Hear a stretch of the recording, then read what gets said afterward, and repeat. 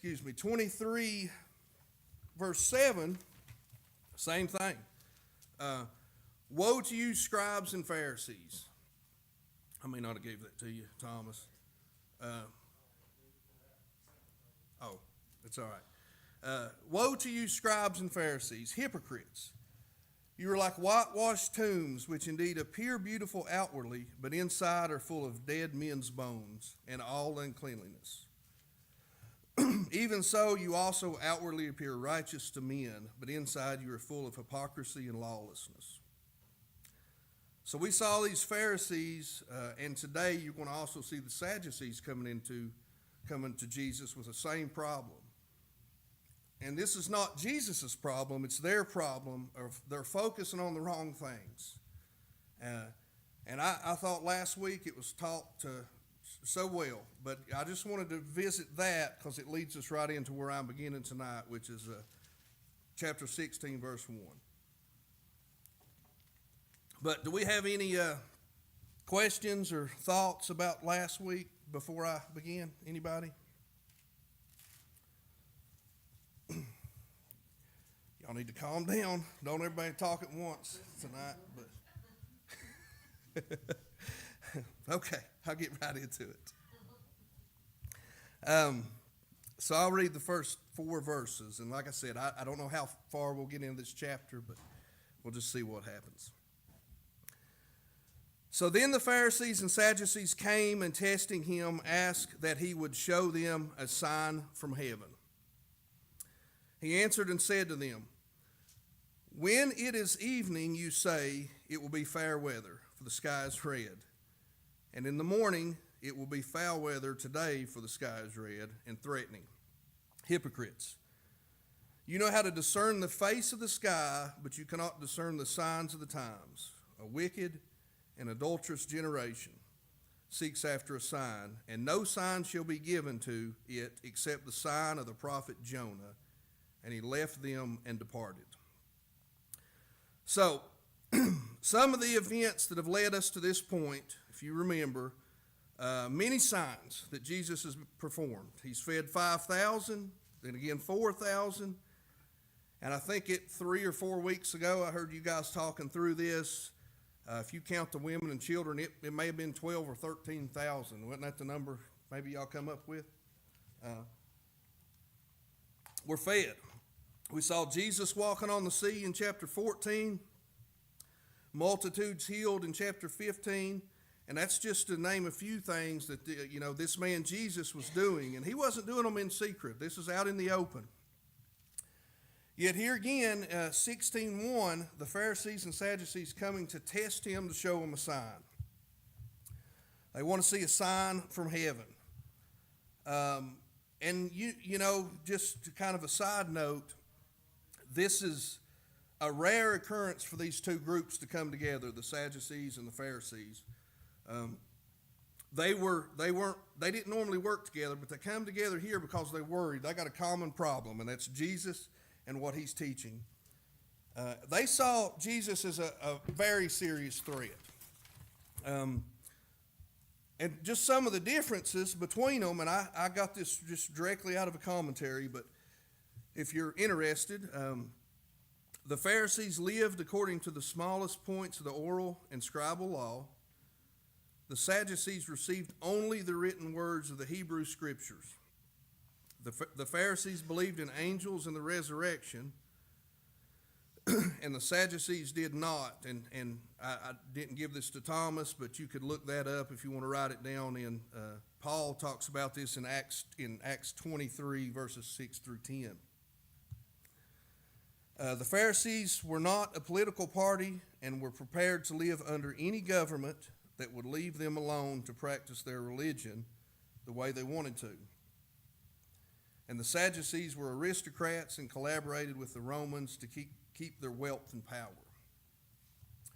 The Pharisees looked for and longed for the Messiah, and the Sadducees did not.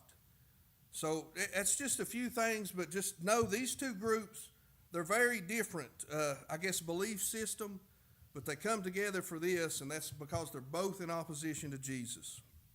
And that kind of gives sheds some light on how I guess, how serious they thought the threat was. That I don't want to call them enemies, but two opposing groups had come together and said, "We got to stop this guy." Mhm. Yep, yep, that's it. That's good. I like that. But again, they wanted a sign from heaven. And like I said a minute ago, Jesus had already done all kinds of signs, but they still remained unconvinced. They wanted a sign, an example. What they wanted would be like Jesus calling down fire from heaven, destroying an army. I would assume maybe the Romans. These earthly signs, that wasn't enough. I kind of think Jesus healing people, what in their mind, maybe what did that profit them? Was it too useful to them?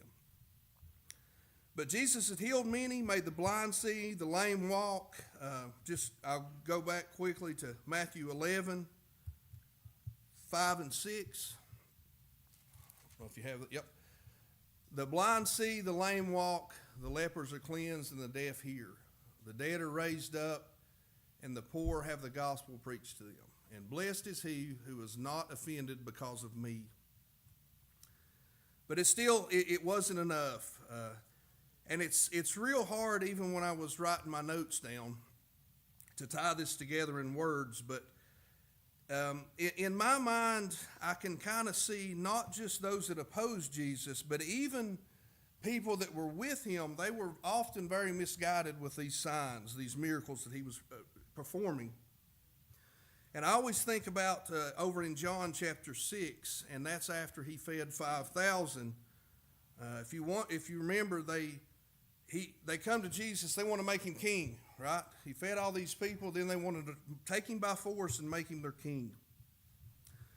That's in John 6:15. It says, therefore, when Jesus perceived that they were about to come and take him by force to make him king, he departed again to the mountain by himself alone. So those people, not necessarily in opposition to Jesus, but they're still misguided what he's doing. They were focused on this outward gain. They couldn't see him for who he was. And I think of those people over in John after he had fed 5,000, their bellies were full. They wanted their bellies to be full. They wanted the bread rather than seeing him as the bread of life. And these people, the Pharisees and the Sadducees, they more wanted to be impressed outwardly and know that Jesus could do those things. He could call for fire to be rained down. But if you think about it, and really, what's more impressive? The ability to call fire from heaven or the ability to cleanse a man's heart? That's a no-brainer to me. But they couldn't see that. And I think, too, the sea was split for the Israelites, or fire raining down to destroy armies. And really, if that could all happen, but all men still end up in hell, then what have you gained? Nothing. So the most impressive miracle to me is to be able to take an unholy man and make them holy. That's a miracle. So this sign of Jesus defeating death, that's the sign we need. And that's what we're going to get into. So on into 2.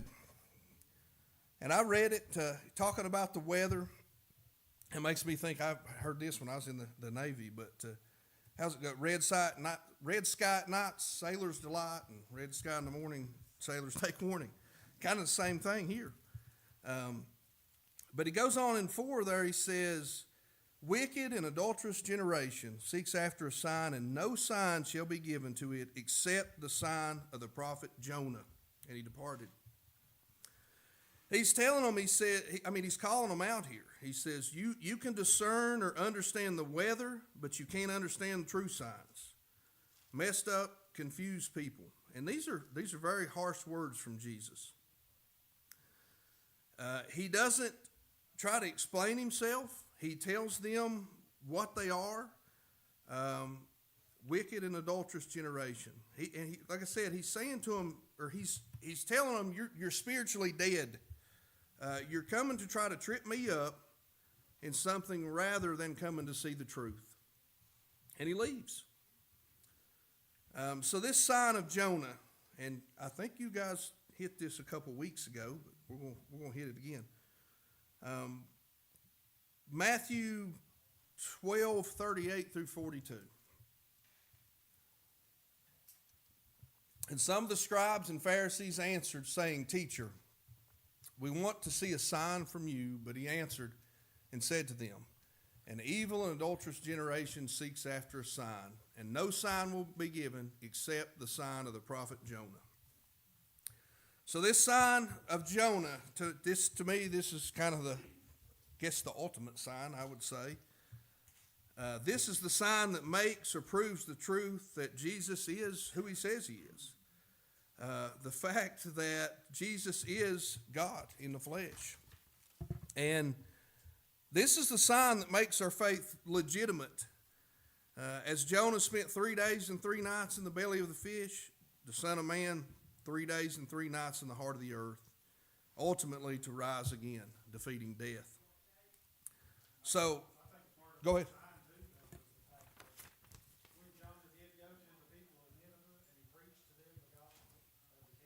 Yep. Yep. And the Pharisees and the scribes weren't hearing the truth and believing it. They wanted something more. That's it. Yeah. I think that was part of that sign that he was talking about. I agree. Yeah. Any other comments? I worked with a guy one time, and I was talking to him about the gospel. That's what he wanted to see, was a big sign. Right? He said, if I could see the Red Sea parting, Yeah. I'm not believing. And I said, well, I don't think you're ever going to see that. Yeah. I said, but there's signs everywhere. You got a woman having a baby. It's like that's not a, to me, that's I agree. a lot of stuff. But now he was wanting to see a big sign, and I said, I don't think you'll ever see it. Yeah. That's not believing to me. Yep. Because it's wrote here, and that's not believing if you want to see it. Yeah. That ain't going to happen always. Yeah. And that's a good example, Claudia. When Addie was born, I was lost, bad lost, and it was amazing. But when Penny took her first breath, I've seen it like quite a bit different. You know, it's God breathing life. Yeah. Oh yeah. But I said, and that may seem a little odd, I said it by making our faith legitimate. Let's look at 1 Corinthians 15, 12 through 14. Now, if Christ is preached that he has been raised from the dead, how do some among you say that there is no resurrection of the dead? But if there's no resurrection of the dead, then Christ is not risen. And if Christ is not risen, then our preaching is empty, and your faith is also empty. And then jump down to 1 Corinthians 15, 20 through 22 says, But now Christ is risen from the dead, and has become the first fruits of those who have fallen asleep. For since by man came death, by man also came the resurrection of the dead. For as in Adam all die, even so in Christ all shall be made alive. That's without that resurrection. I mean, what do we have? You know, most miserable. Yep. Brother Nathan, would you care to get me water, brother? I've done drunk one. Questions so far? I know I'm probably going a little fast. Anybody? All right. So the next series of verses, Matthew 16, 5 through 12. Now when his disciples had come to the other side, they had forgotten to take bread. Then Jesus said to them, take heed and be aware of the leaven of the Pharisees and the Sadducees. And they reasoned among themselves, thanks so much, brother. They reasoned among themselves, saying, It is because we have taken no bread. But Jesus, being aware of it, said to them, O you of little faith, why do you reason among yourselves because you have brought no bread? Do you not yet understand or remember the 5 loaves of the 5,000 and how many baskets you took up? Or the 7 loaves of the 4,000 and how many large baskets you took up? How is it you do not understand that I did not speak to you concerning bread, but be aware of the leaven of the Pharisees and Sadducees? Then they understood that he did not tell them to be aware of the leaven of bread, but of the doctrine of the Pharisees and Sadducees. So there's a lot there. It may be a bit confusing what we're talking about here, but I mean, Bill even hit on this Sunday, talking about the dangers about false doctrines and listening to these false gospels, which are no gospels at all. But I mean, verse 5 is pretty simple, isn't it? They came to the other side, they forgot the bread. That's it. They came to the other side with Jesus, they had forgotten to take bread.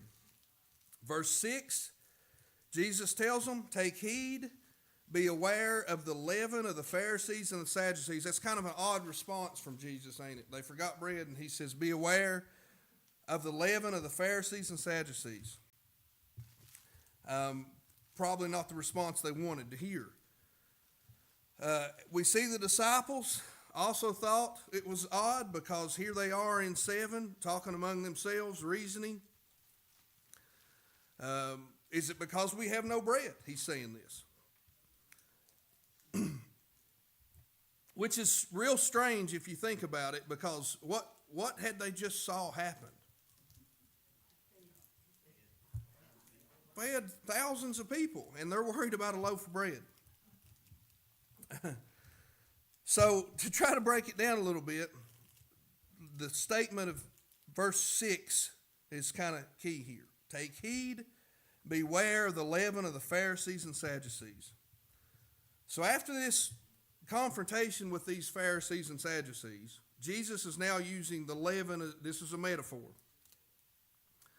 You saw that in chapter 13, verse 33. You got that one, Thomas? Yep. Another parable he spoke to them, the kingdom of heaven is like leaven, which a woman took and hid in 3 measures of meal till it was all leavened. So what is leaven? Most of y'all probably already know this, but like the actual physical thing. Somebody said something. That's basically it, right? If you ever baked anything, I'm sure you know this. Today's time, we would call it yeast. It causes dough to rise. But we don't need to think about this in terms of the rising of it. We need to think of this leaven in terms of it changes the whole thing that it becomes part of.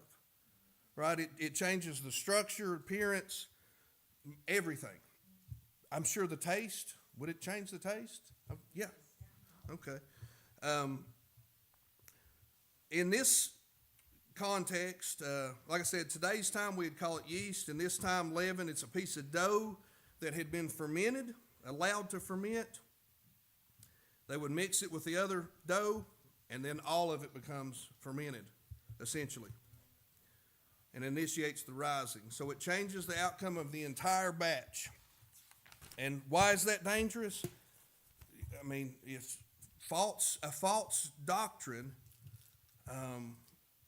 I'm not a Bible scholar, and a really good teacher, if I'm not reading my Bible, I'm going to listen to that, and it's going to change me.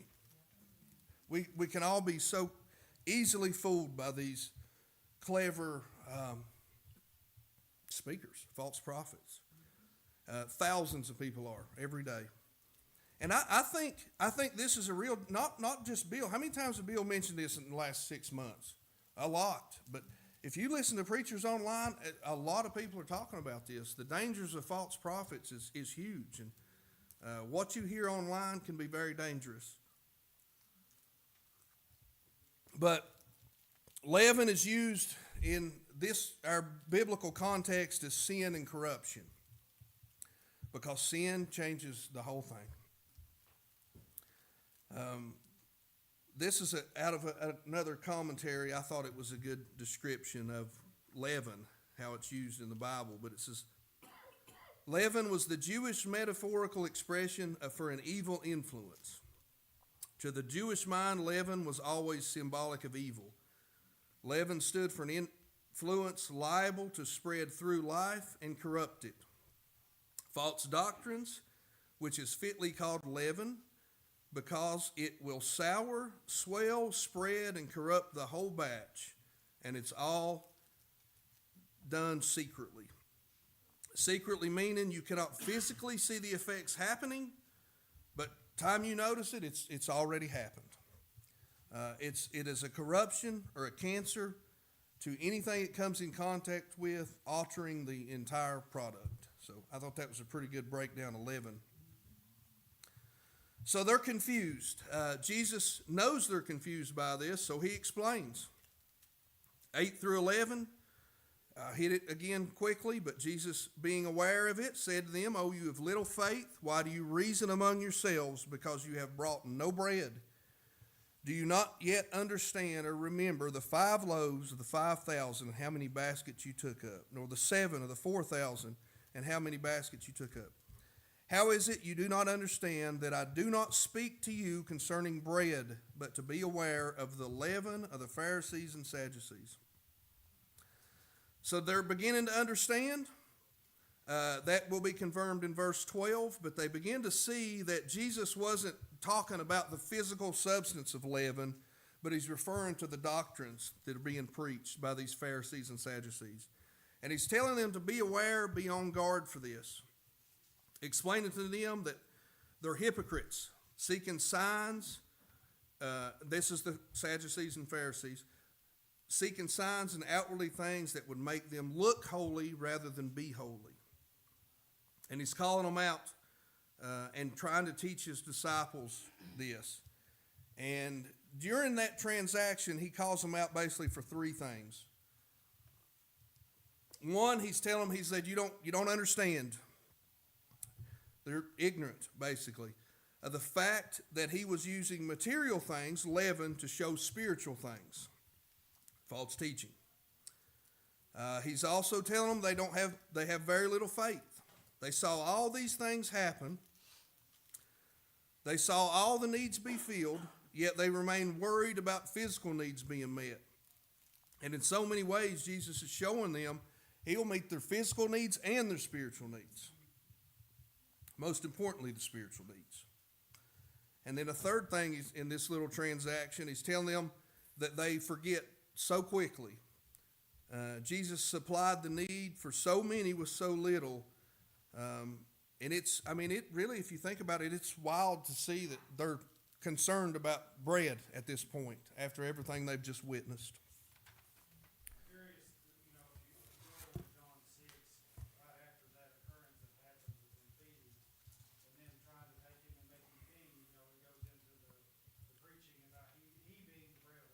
Yep. If that didn't happen sometime in between there and here, Yeah. we're at Matthew did record that. I think so, Josh. I thought about that. I feel like it's the same conversation they're sitting having. I do. Just a different perspective on it. Yeah, I'm with you. Any other comments? I think that doctrine that he was warning about the Pharisees and Sadducees, it's still going on today. That doctrine of legalism, Sure. works-based salvation. Yeah. They prided themselves on, just like you said earlier, keeping the law down to the T. Yep. That's how they thought they were justified in God's sight. But Christ is trying to teach them that's not how it is. Mhm. You got to be born again. Yeah. I think it's easy to see too, like when you see how many people are following false doctrines.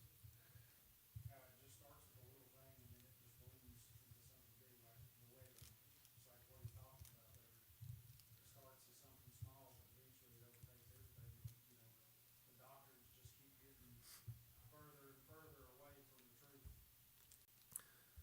Yeah. I don't know why some people are exposed more than others. God's ways are far beyond my understanding sometimes. But I can only talk about my own experiences. And where I was saved, a good church. But the first thing I started doing was reading and looking up sermons on YouTube. And how easy it would have been for me to fall into a false doctrine. So easy. Thank God I didn't. I stumbled on solid preaching, but I don't want to say it was by chance. I don't believe that. But I could have so easily went down a prosperity gospel rabbit hole because it would have been easy. It would have been exciting. I did run across this video, two pastors talking about, it seemed like, we don't see it here, but it seemed like they said there was a mass exodus from Christianity to the Roman Catholicism way of orthodoxy. Yeah. And that's basically just a works-based salvation. But he said it's kind of like a plague right now in other areas, that people were leaving like what we believe and go back under the Roman Catholic Church. I think people are looking for something sincere, Yeah, and sadly, even in evangelical or Protestant churches, there's a lack of sincerity. Yep. It's a lot of showmanship and performance, and so you're seeing a lot of people turn back to an orthodox way because they feel like, well, one, they believe that that's what happened since all the way back from the beginning. That they say, oh well, you departed from the way of the early church. Well, that's a mistake, because that's not true. Right. The Catholic Church changed the early church. It's not the same. I mean, you can read all about the early church in Acts and Corinthians and other places, but I think that people are looking for something that they hope to be more sincere, because they're tired of the showmanship. They don't want to see their pastor flying on a zip line and they're sick of that stuff. At least once. Maybe one time. well, we had one on Campbell.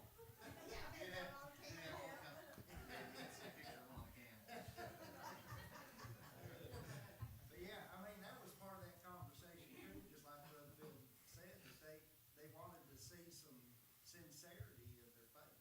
Mhm. That's why they were kind of going back to the old church, I guess, if you want to call it, the way they've done things.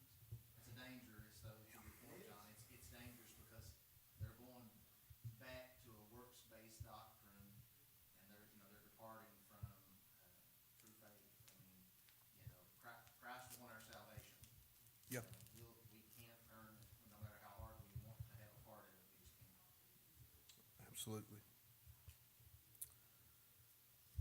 Yeah, I agree. I also think it's interesting about the scribes and Pharisees. I actually think that even though that they taught that that people were supposed to keep the law, I don't think they were that good at keep. They twisted it and turned it like later on in Matthew, Jesus talks to them about how when they're selling their property or they're hiding back money in certain ways so that they can say that like they didn't want to give money to their parents because they said, oh, I've already committed this Yeah. sin to God. They kept it. I don't think they kept the law that great, but they were really good at keeping their traditions that they created. And so that you see them jumping onto Jesus because he didn't wash his hands. Yep. Or for picking grain, we talked about that on the Sabbath day, which didn't break the law. Right.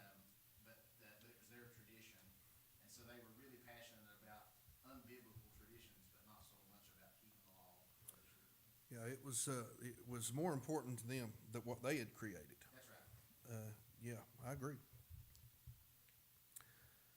But yeah, to what y'all were saying is, I think people are searching for something, but there's just so many things that pulls them so many directions. Yeah, if you were a lost seeker and you were trying to understand Christianity, it would be a very confusing time because you can find 50 Mhm. And that's not a good thing. It's not. It's not. And yeah, no, I agree. It's dangerous. The internet's so good for so many things, but it's so dangerous too. I'm like you, very thankful for internet preachers, because I listen to some at a certain point in life, and I started listening to folks like Paul Washer Yeah. and those guys, and I learned a lot of good truths, but there's a lot of bad out there too. That's who I was referring to. The first sermons I listened to was Paul Washer, and I thought, what is who can live this? What is this mess? And the more I read, the more he was right. And I thought, "Ugh, I'm missing something here. Yeah. He's a hard one if you haven't listened to him. But again, he's calling these men out being forgetful, little faith, all these things. I don't want to immediately go to point fingers and judge these men, because how often does God move in our life, provide for us, and as soon as we find ourselves in need, we search the wrong places to fulfill it? Immediately sometimes. Leave church and do it. I've done it. And how often do we worry more about our physical state than our spiritual state? And I believe, I should say me instead of us, but I too often forget, I forget just as quickly as they did, and I'll try to resolve situations on my own, and it never works, rather than going to Christ first. Verse 12. They understand that he did not tell them to be aware of the leaven of bread, but of the doctrine of the Pharisees and Sadducees. So they're beginning to understand what he's teaching them. It's not the problem of the bread. It's the problem of the corrupted doctrines and teaching that corrupt the whole batch. And this problem of false teaching, we're talking about it now, but it's so present. I don't think we can talk about it enough. These gospels that are motivated to just give you what you want. Let's look at 2 Timothy 4, 3 and 4. We hear that preached a lot. But the time will come when they will not endure sound doctrine according to their own desires, because they have itching ears.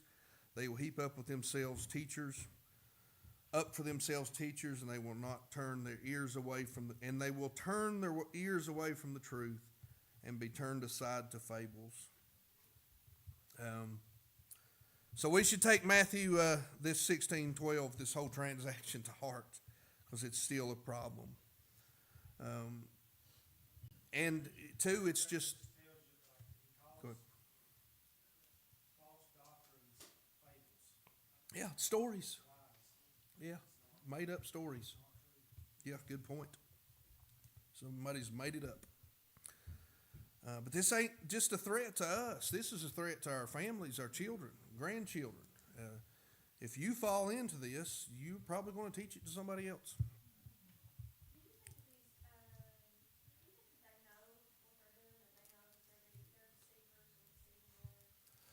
I think some do. But I think many are so blinded by, God's blessed me with another jet.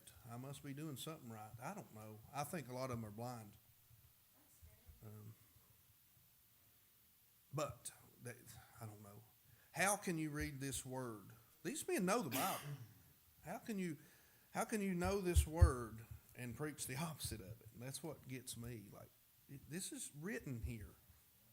And The scarier part to me of that is the fact that we know in Scripture, and it tells in Scripture, that the people who teach those things will be held to a higher accountability. Yep. Because they're supposed to be teaching the truth of the Scripture, and they're teaching it falsely. yeah, That's a scary place to be. it is, Josh, and I know we both feel it. That's why I'm scared to death to teach something wrong. Yeah. It's a real danger. We need the true gospel. We need the true gospel. And you know, they must think that they were doing right, because it says, you know, they're gonna say, I did this for you, I did that for you, and he says, I never knew you. Yeah. So, either they're still trying to play the game right to the end, or they really did think they were Yeah. doing right. And I think there's a lot too. It's not publicized or much media coverage, I guess. But if you really look into it, it seems like a lot of these men. I want to say maybe Benny Hinn is one of them. Near the end of their life, they'll come around and say, "I've messed up." You know, I don't know if it's him for sure, but I have seen some that eventually come to the truth. Like I think he did. I What think, he needed. yeah, I think so. Judge not, right, guys? No, you're right. But there's no power in these made up gospels, is there? It's not going to do nothing for us. Lead us to destruction is what it'll do. But Romans 1:16. I'm not ashamed of the gospel of Christ, for it is the power of God to salvation to everyone who believes, the Jew first and also the Greek. That's what we need. We need the gospel of Christ, the true gospel. Questions so far? Think about those false apostles. I think some of them are truly deceived. Yeah. I do think that, but I think in Corinthians he talks about how some of Satan's ministers transform themselves into ministers of righteousness. And so I think some of it is, there are some false preachers that have been planted there by the enemy to deceive, and then there are some who are just deceived and spreading the deceit that they know. They're just an evangelist of deceit. Yep. Completely agree. Let's move on. 16:13 through 20. When Jesus came into the region of Caesarea Philippi, he asked his disciples, saying, "Who do men say that I, the Son of God, the Son of Man, am?" So they said, "Some say John the Baptist, some Elijah, and others Jeremiah or one of the prophets." He said to them, "But who do you say that I am?" Simon Peter answered and said, "You are the Christ, the Son of the living God." Jesus answered and said to him, "Blessed are you, Simon Bar-Jonah, for flesh and blood has not revealed this to you, but my Father who is in heaven. And I also say to you that you are Peter, and on this rock I will build my church, and the gates of Hades shall not prevail against it. And I will give you the keys of the kingdom of heaven, and whatever you bind on earth will be bound in heaven, and whatever you loose on earth will be loosed in heaven." Then he commanded his disciples that they should tell no one that he was Jesus the Christ. Again, a lot here. So 13, Jesus said, "Who do men say that I, the Son of Man, am?" Jesus is not asking this question because he needs somebody to tell him who he is. He's not asking the question because he's concerned with the opinions of men or trying to build himself up to get recognition or pride. He's leading up to this question, and their response leads to that.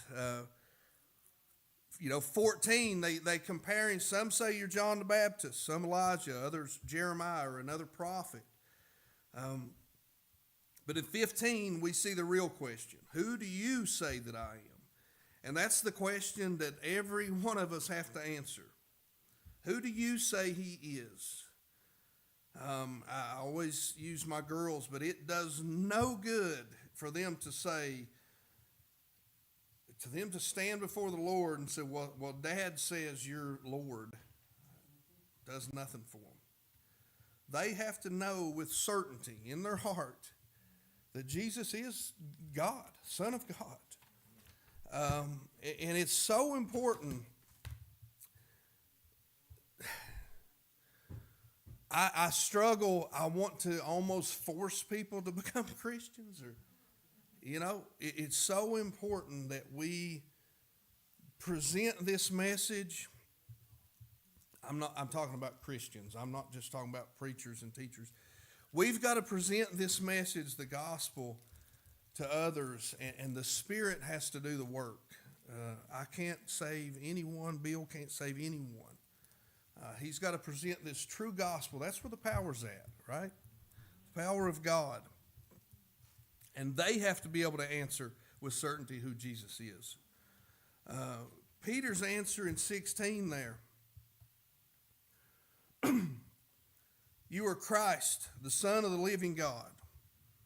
And Peter got it. He didn't say, you're a provider of bread, food, you're a miracle worker.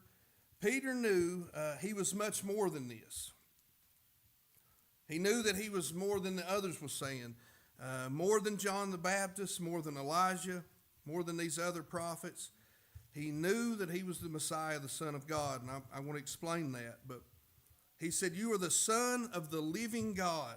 So why did he say it like that? That term, living God, that gives Jesus divinity. That made him divine, okay? That term the Jews used to claim deity, and Peter was saying that he's not only Messiah, but he's God himself. That had been revealed to him. Son of the living God. So this is powerful. If you think about this little transaction right here, we rejoice. And I hope I'm not reading too far into it. Bill, you can correct me if I'm not. But, we rejoice when somebody comes and gives their life to the Lord. They realize who God is. This is Peter right here, acknowledging Jesus is God. That's a powerful transactions happening right here. Written for us to read. God revealed that to Peter. It was in his heart. He tells him that flesh didn't reveal it to him. The Father revealed it to him. He told him that this realization that Jesus is God is by divine inspiration. And Peter is blessed because he's given this knowledge. Did he work for it? No. What did Peter have to offer him? Nothing. Nothing. Any thoughts? Thanks so much. Just get me a gallon or something. Okay. You're drinking like I'm a just racehorse. fine. My mouth's dry.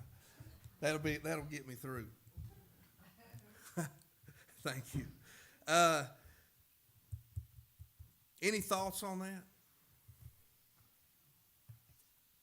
What None? were the keys you think he gave them to Peter specifically? We'll get to that in a few minutes. Hold that thought. You were referring to verse 19. Yeah, as you get on down there. We'll get there. I was hoping to go by it very fast, but we'll get there. Yeah. So, verse 18. We got to get through it first. And I also say to you that you are Peter, and on this rock I will build my church, and the gates of Hades shall not prevail against it. So this verse, you guys may be aware, but this has caused so much controversy in the world. Catholicism, Protestantism, okay? I'll give you my take on it, and then I'd love to hear our pastor's take on this. But I guess the Catholic faith, they're going to take this verse, and they would say that these words are telling us that Peter is now the first pope, the vicar of Christ. Proves it. That's what they would tell you. What is a vicar of Christ? That is a man that stands as Jesus. Some would say even as far as could forgive sins. We don't believe that. They would say Peter's the first pope. Here it is. Jesus said it. The problem here is that Peter is a man. He's just a man, guys.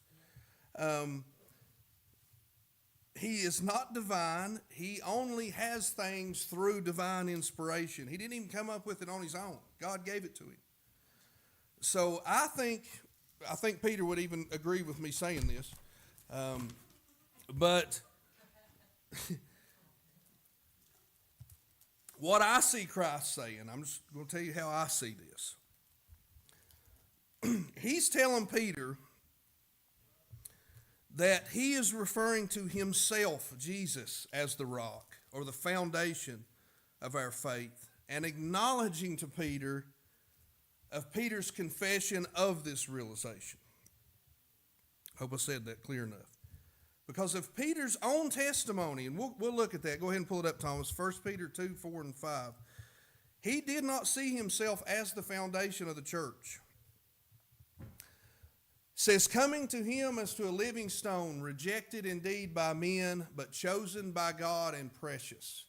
You also as living stones, build up a spiritual house, a holy priesthood, to offer up spiritual sacrifices acceptable to God through Jesus Christ. So, I see Peter coming to him as a living stone, or as a stone. Peter is saying that Christ is the cornerstone. I think you could look at Peter as a rock. That's what he says. But a rock among many rocks that it was added to the church. Maybe even the first rock. But Christ is still the foundation of the church. The true rock, right? That's my take on it. Bill, if you can clear that up. Yeah, I have no I don't think nothing to clear up, brother. You said it right. I don't disagree at all. I think what Christ is saying there back in Matthew is he's saying very clearly when Peter makes the profession, you are the Son of the living God. That's the rock. Yep. Is the reality that Christ is the Son of the living God. That's what the church is built upon. The church is built upon the reality that Christ is the Son Yeah. of the living God. And that's the rock that we're built upon. That's the foundation. Scriptures is adamant. There's no other foundation that any man could ever lay Yep. other than that which is laid, which is Christ Jesus. He is the foundation that he describes him as the chief cornerstone. Yeah. Right, like so.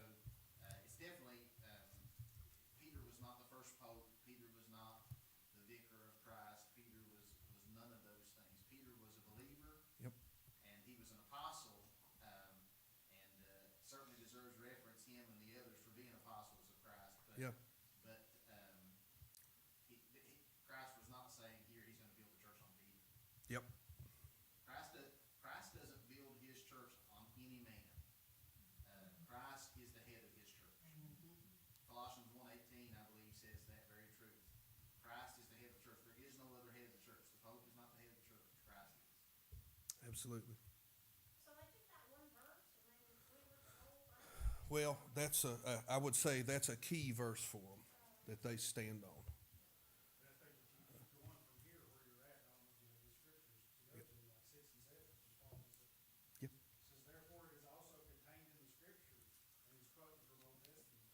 It says, behold, I lay in Zion the chief cornerstone, like Bill said, elect, precious, and he who believes on him being the chief cornerstone, being Christ, will by no means be put to shame. Therefore, to you who believe, he is precious. But to those who are disobedient, the stone which the builders rejected has become the chief cornerstone. Yeah. So the confusion, I think, also lies in Peter's name and what it means. I think so. If you look at that in my commentary, it says it's another name for a rock, a small stone. Yep. Right? So I think there is confusion in that for them and what they claim Peter to be. But Scripture says Christ is the chief cornerstone. Absolutely. And that goes above what any man thinks about what it says. Well, Peter doesn't identify himself as later in the church. He doesn't identify himself as the Pope or No. as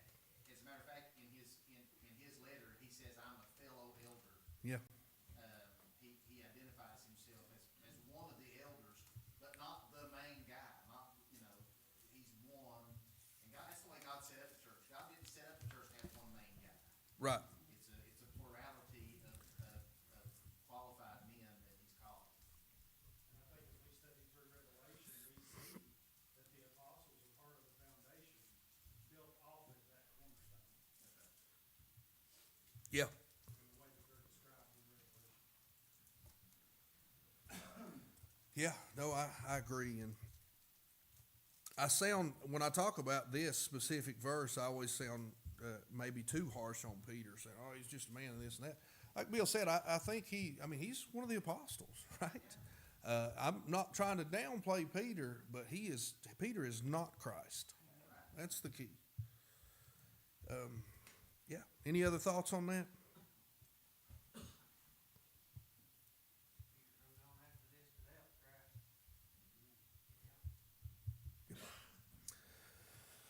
Christ. 19. And I will give you the keys of the kingdom of heaven, and whatever you bind on earth will be bound in heaven, and whatever you loose on earth will be loosed in heaven. So I really struggle with this verse, and I done a little bit of research here because it's hard for me to understand as well, Rick.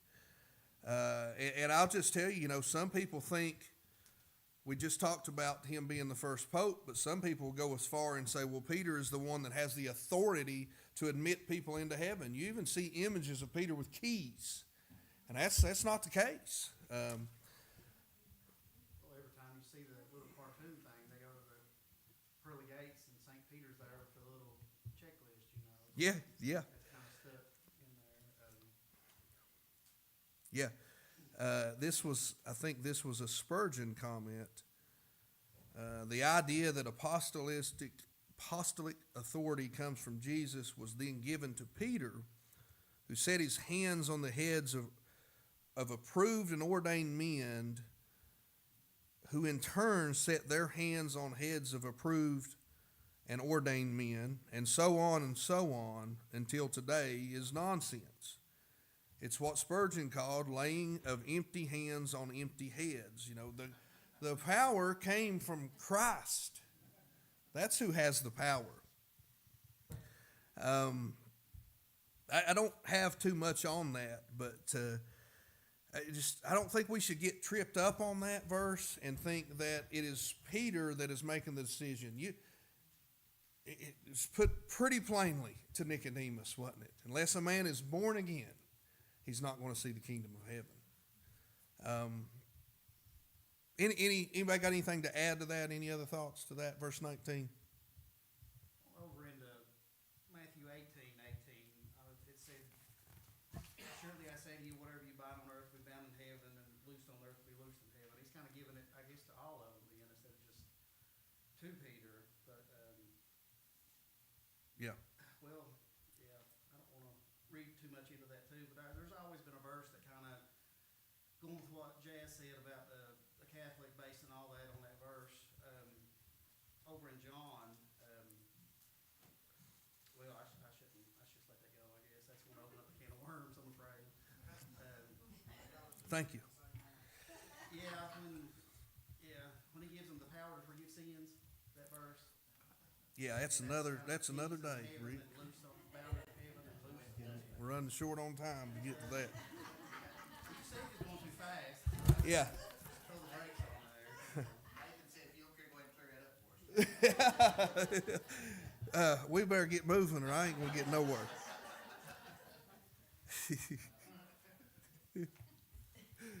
So verse 20, then he commanded his disciples that they should tell no one that he was Jesus Christ. So what is this about? I think he's pleased that his followers are coming to realize the truth, but it wasn't time yet, was it? It wasn't time for them to go preach the gospel. And I think they still had some growing to do, didn't they? I heard Nathan say something a minute ago. Peter's, he still messes up, They still got some growing to do. Next section here, 21 through 23. From that time, Jesus began to show his disciples that he must go to Jerusalem and suffer many things from the elders and the chief priests and scribes and be killed and be raised the third day. Then Peter took him aside and began to rebuke him, saying, Far be it from you, Lord, this shall not happen to you. But he turned and said to Peter, Get behind me, Satan.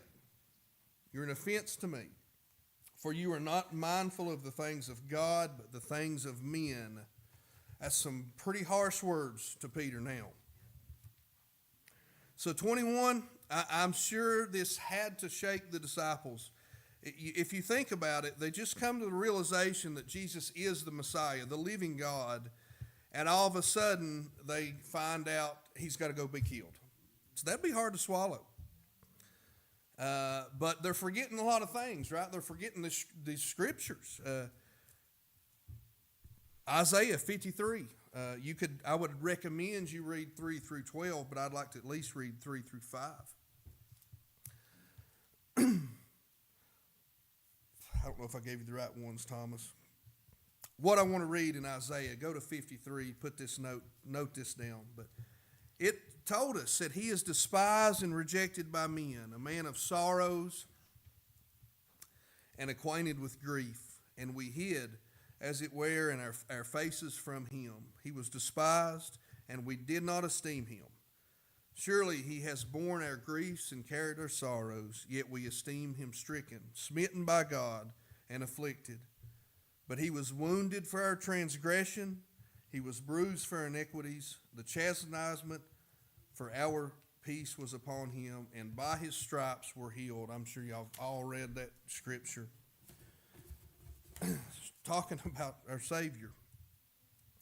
You see this same interaction happening in Luke 9, verse 22, saying, The Son of Man must suffer many things and be rejected by the elders and the chief priests and scribes and be killed and be raised the third day. So this suffering of Jesus, it had to happen. I jotted down 2 reasons. One, with sin came death. This is the justice of God. The penalty of sin is death, and a sacrifice had to be made. And 2, after death, Jesus must be raised from the dead to defeat death. In those 2 things, we see both God's justice and his love. Because with sin against God results in death, but yet God's unbounding love and mercy in the fact that his Son laid down his life for those he loves, providing a way to forgiveness, to be redeemed. And in 22 and 23, Peter, he don't want to see this happen. Like I said a minute ago, I feel like I could relate to that. Peter didn't want him to leave, but Peter, what he was missing was the fact that Jesus was all about the will of the Father. And Jesus knew this had to happen.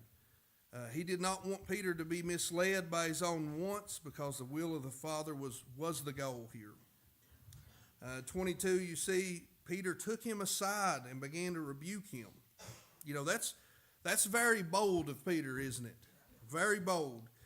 If you dig into that, he has a realization who Jesus is and then tells him what to do. You know what I mean? Jesus is basically saying, you're wrong. Your plan it's the wrong plan. That's why Jesus responds as he did, because is this coming from Peter, or is this his flesh? Is this the enemy talking through Peter, saying, hey, we don't want Jesus to go to the cross, because through that comes victory, you know? Peter thinks he knows best, though, again, just like I do all the time, and mess it up. Yeah, I think he was emotionally talking, like his friend, his teacher, Yeah. was saying, Sure. I'm gonna go die. He's like, wait. This ain't gonna happen, you know? So, I can see that from just a personal perspective. I can too. I don't. Peter never did anything halfway. He was always He's all in. all in all the Yeah. time. Yeah, but when you look at Jesus' response, it's not like, I understand. He's like, get behind me, Satan. That's what he. That Absolutely. That was his goal. Yeah, he said, I have come to do the will of my Father. Yep. And so what Peter was suggesting, even though it was out of love, no doubt for Jesus, what Peter was suggesting was against the will of God. And anything against the will of God is obviously the will of Satan. Yes. Yes. Yeah, I think Peter thought he was gonna protect him. His feelings stuck around too. I mean, Jesus says to him, you know, get behind me, Satan, and kind of rebukes him, but then when this very thing comes to play out, Jesus is gonna be taken. Yep. He jumps right back into this same attitude, and, you know, Yeah. goes on the defense. No, I'm not gonna allow this to happen. Yep. You know, cut someone's ear off. That's still stuck in his head even after this. Stubbornness, maybe selfishness. It's he can't. Again, he's got. Just a minute ago, we heard, don't tell anyone this. Verse 20. I don't think Peter's ready. He's not ready. Yes, he knows who Jesus is, but he's still got growing to do to preach that.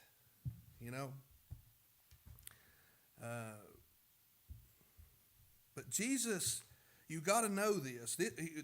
He's also setting an example here. Okay, Jesus, he will not take the easy path. We see some of my favorite scriptures.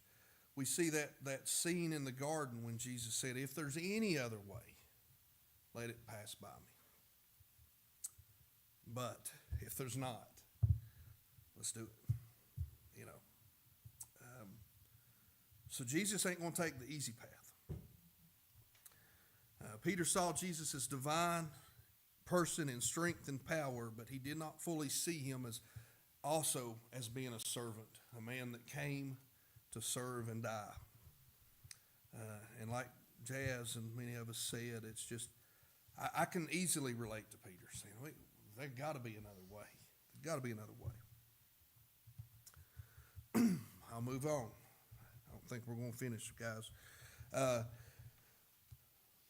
Hard verses here. Then Jesus said to his disciples, and we might, "If anyone desires to come after me, let him deny himself and take up his cross and follow me. For whosoever desires to save his life will lose it, but whosoever loses his life for my sake will find it. For what profit is it to a man if he gains the whole world and loses his own soul? Or what will a man give in exchange for his soul? For the Son of Man will come in the glory of his Father with his angels, and then he will reward each according to his works. Assuredly, I say to you, there are some standing here who shall not taste death till they see the Son of Man coming in his kingdom." You've heard this preached so many times, but Jesus says, if you desire me, you're going to have to come after me. This is the only way. And right from the beginning of this teaching, Jesus is telling us it ain't going to be easy. We hear this all the time, but somehow we don't believe it or don't expect it. There is, if anything, we should be prepared as Christians that it may be very hard. He's telling these men closest to him, if you want to save your life, you're going to have to lose it. You're going to have to lose it. And this cross, pick up your cross. This is not a figure of speech, I don't believe. They know what the cross is. Research the cross. They know this is a terrible torture device. And that's what he's using to tell them. A horrible way to die. He's not hiding anything, is what I'm trying to say. I think there's even a scripture that says, "Cursed is the man that hangs on a tree." Yeah. If I'm not mistaken. There is, yeah. There is. I don't know it right off. But 25. If you want your life, you're going to lose it. But if you lose it for my sake, then you will have it. That's powerful stuff. This worldly life that we had before Christ, we have to die to that, don't we? We've got to die to these worldly pride of life, lust of the flesh. We've got to put that to death and put on this new man. And it's not easy, no promise of that, but it is worth it. But in 26, there's no victory I see there in all the treasures of the world. If we could grasp that, we'd be so much better off. That no matter how hard we work and pile up these treasures, it's going to be gone. It ain't going to be worth anything. We could have everything the world offers, won't do anything for us. God will not be impressed with how much we earn, will He? Not at all. God wants to see, not only once, God better look at us and see the real treasure. He better see Christ, or we're doomed. It don't matter. Christ is the real treasure. I think we've got a pretty good grasp on those, so I want to finish this up. But verse 27, that can maybe be a little confusing. The Son of Man will come in the glory of the Father with his angels, and he will reward each according to his work. That took me studying this to Daniel chapter 7, verses 13 and 14, which says, I was watching, this vision, I was watching in the night visions, and behold, one like the Son of Man coming with clouds of heaven.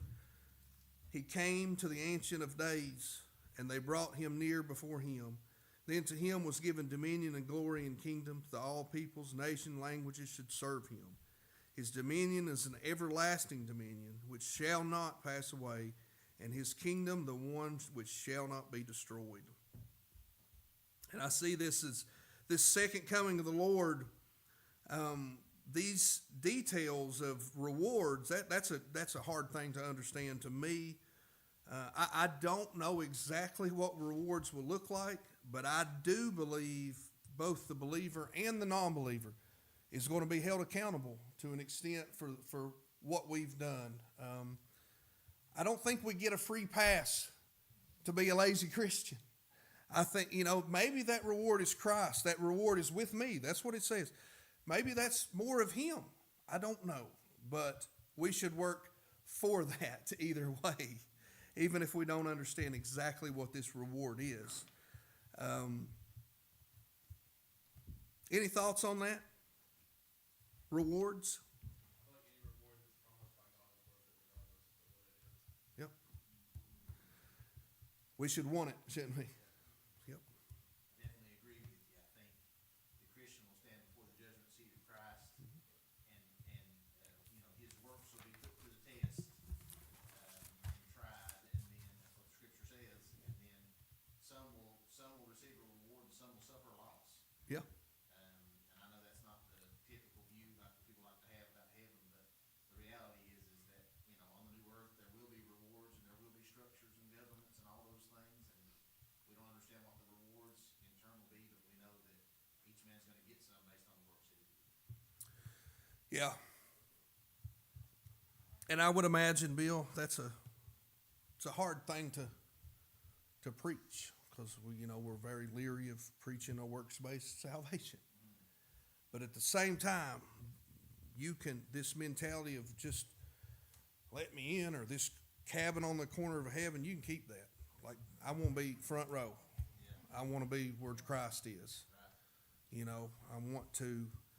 I don't know exactly what that means, but if a reward is more Jesus, that's the reward I want to have. Yeah, a lot of people say, well, as long as I get there, I really don't care if I. Yeah. Yeah, as long as I Yeah. get in. It's just an excuse to do the minimal that they can. It feels that way, don't it, Rick? It feels that way. Last verse. One thing I'll just say real quick. Yeah, go ahead. Didn't Jesus at one point say, and I'll have to try to think about where it's at in one of the Gospels, he says, any man receive that, we'll receive a hundredfold in this life and more in the age to come. Yeah. Right, so we know that there's a reception there, you know, and again, we forget sometimes that there's a new earth coming. That's right. It's not, you know, it's not floating on clouds and all those things, you know, but I know we know that, but we forget, we don't realize it's going to be eternal life. It's a life. Yeah, we're gonna have a life. There's going to be a life. I mean, we're all saved through Jesus, but I mean, do we deserve the same reward for our life that Peter did when he was, you know, crucified upside down for his sake? And we haven't. I sure don't feel like I do. I don't feel like I deserve the same that he does, No, you know? no. That's a tough thing to swallow too, you know. There's a lot suffered and killed the martyrs for Jesus, and we kind of just coasted, you know, through, we really haven't been tested. You know, thank God we haven't, but we gotta be prepared in case we do, you know. Yeah. Told y'all about that little video I saw that time where the guy was standing in line in heaven, and he was talking to the guy in front of him, and he said, you know, oh, I'm Bill, and he said, oh, I'm Paul. And he Yeah. he said, what age did you live in? And I said, oh, I lived in the 21st century. And he's like, oh, tell me about how you use technology for the spread of the gospel and all the great things you did, you know, and what are we gonna say? Yeah, I could have done without that. Yeah. You know, Paul's gonna say, you had all these fruits, I didn't have any of that stuff. Yeah, it's awesome. You take Paul's hand and you say, here, you get in line first. Yeah. He'll say, I walked 10,000 miles to spread the gospel in Yeah. churches. Yeah. How cool was it for you to ride on planes and do it and stuff? And what was like, yeah, we didn't go. I'd rather go first, then let Paul go. I don't wanna go after. You say, have you seen how much Comcast costs, Paul? It's expensive. Plane tickets are expensive, Paul. Oh, I know. That's a scary thought, Bill. We got it all. Yeah, that's should make us think, shouldn't it?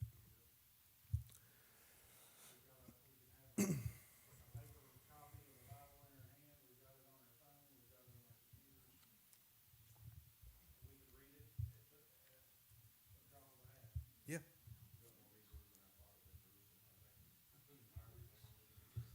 Absolutely. It's definitely a surreal scripture, said where much is given, much is required. Yeah. Yeah. There's no doubt we're in there with much is given. Amen. Oh, yeah, we absolutely are.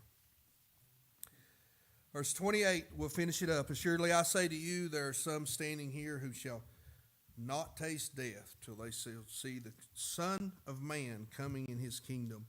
Now, there's a lot of different opinions on this verse, and I'll give you kind of the most common one. And that's, I believe most scholars would agree with this, but they're referring to the transfiguration. And a lot of that lines up because that's right what we get into after this scripture. Another thought is that some believe that Jesus was saying his disciples they would not die before they saw him resurrected. So it's to me, it's one of those things. I guess the Spirit hasn't revealed it to me exactly what it's saying, but I lean more toward the transfiguration as well, just because we're getting ready to talk about it. But any final thoughts on that or anything? Anybody? Again, this is another one of them verses this verse shouldn't break up a church, right? It's, I can't stand here and tell you 100% what he's saying, but, I mean, I think it's pretty obvious Yeah. that it's not, that they're not gonna die before the end time of time. right. I mean, that to me shouldn't even be in there. Yeah, I mean, that's been lived out to be true, you know, so, I would agree. Good point, Josh.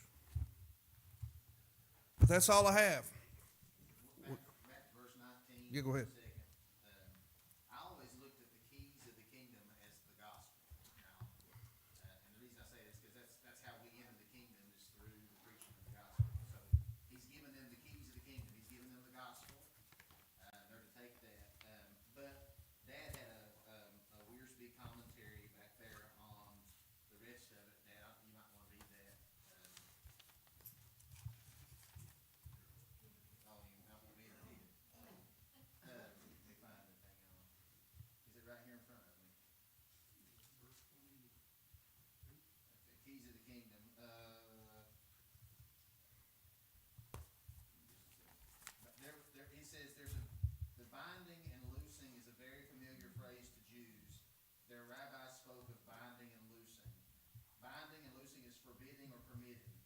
statement in Matthew 16:19 referred to Peter, but his statement later in Matthew 18 included all the apostles as the representatives of the Lord. They would exercise authority according to his word. Um, there's a translation that reads it like this: whatever you bind on earth, forbid to be done, shall have already been bound in heaven. In other words, and whatever you loose on earth shall have already been loosed in heaven. Jesus was not saying that God would obey what the apostles said they had, that said that they wanted done on earth, but that what God had already done in heaven, they would give to the earth. So that he's saying that it's already bound in heaven, so now you can bind it upon the earth. Okay. So it's, that's this guy's opinion of it. Yeah. No, thank you. I think it's good, because I think it's good not to get confused about saying that they have the ability to forgive sin. But we know that God is the only one who That's knows right. the hearts of men. Right. And they can save them. And what saves men is the fact that Christ came and died on the cross for their sin. Yep. It had nothing to do with the apostles. Yeah. But it was given to them to spread the gospel. And if a man repented, then they could say, if Yeah. you repented and you believed in Christ, then you're saved. They had that capability. They were given the best news ever given to give to people. He Yeah. gave that same advice, all of them in chapter 18. Here in 16, Peter had just come to the realization who he was. He had just said, hey, you know, you will build my church. Mm-hmm.